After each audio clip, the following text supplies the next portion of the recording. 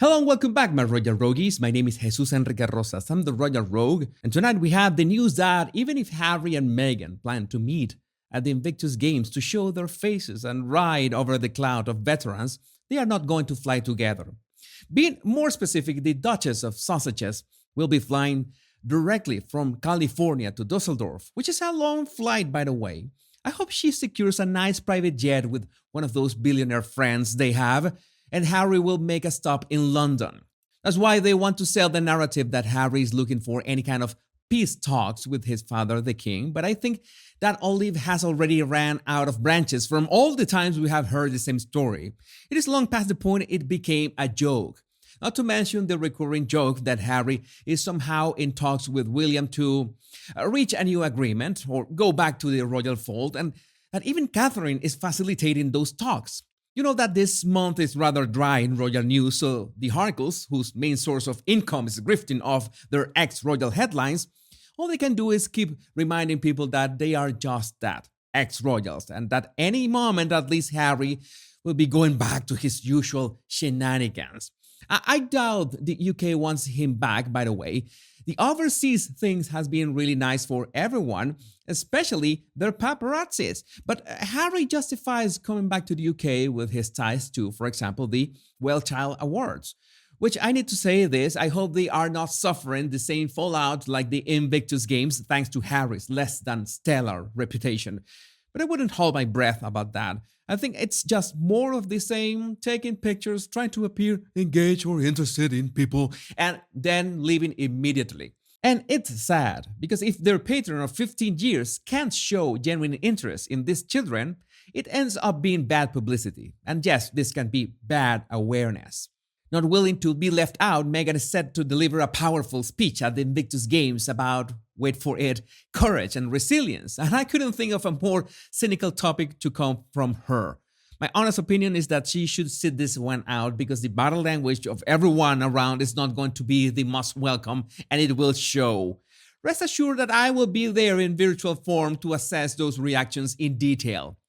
But you know that the Monte Shit Show duo need any kind of awareness to stay relevant. That now there's some kind of tour allegedly organized by a friend of Meghan's father and brother to get people near their home. Like, if people is interested with parting with their hard-earned money to watch the grounds of a couple that all they want is their privacy.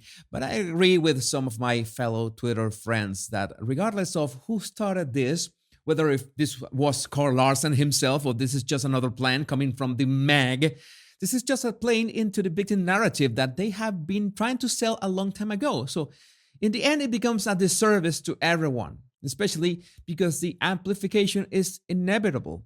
Inevitable because of the lack of royal news I already mentioned. And as usual, we need to take into account the hidden interests and intentions of people such as the so-called Thomas Markle friend, we could say it's more of a Meghan friend than anyone else.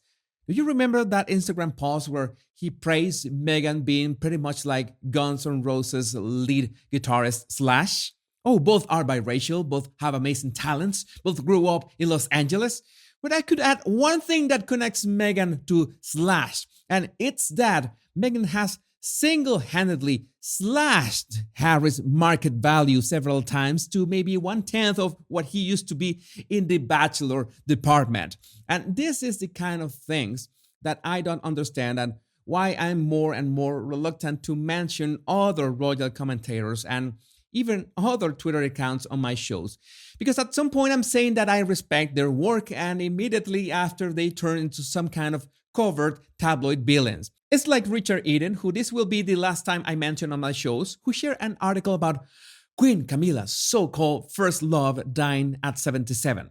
I mean, I have seen dry spells in terms of headlines, but this wins for me in many ways, and especially because of the picture they picked for the article itself. And you are not going to tell me that Richard doesn't have a say on the picture that is chosen to portray his words.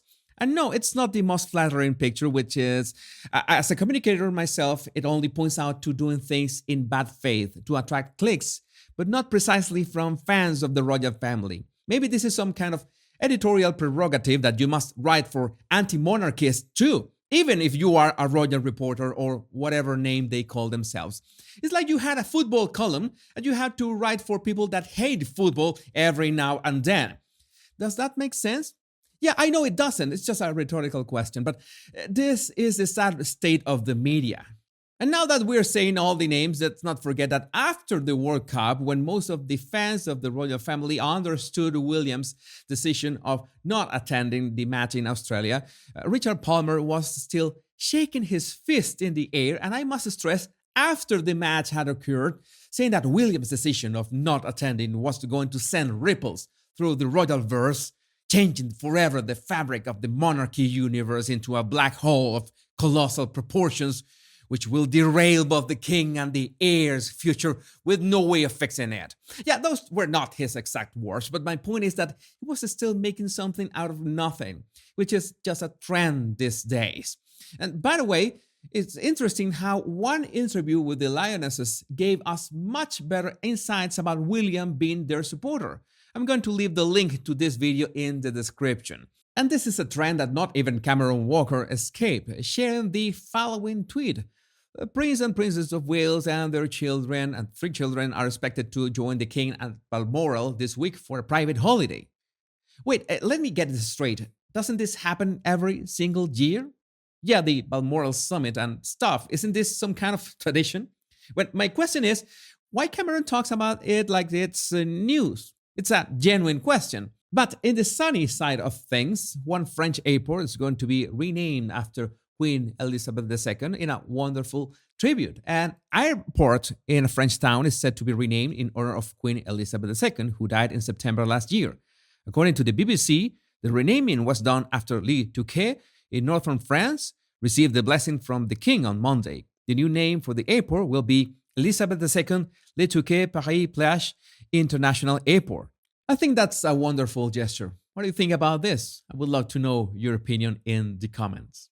My Royal Rogues, if you want to support my channel, all you need to do is to hit the like and subscribe buttons, and it's free. Much love and bliss.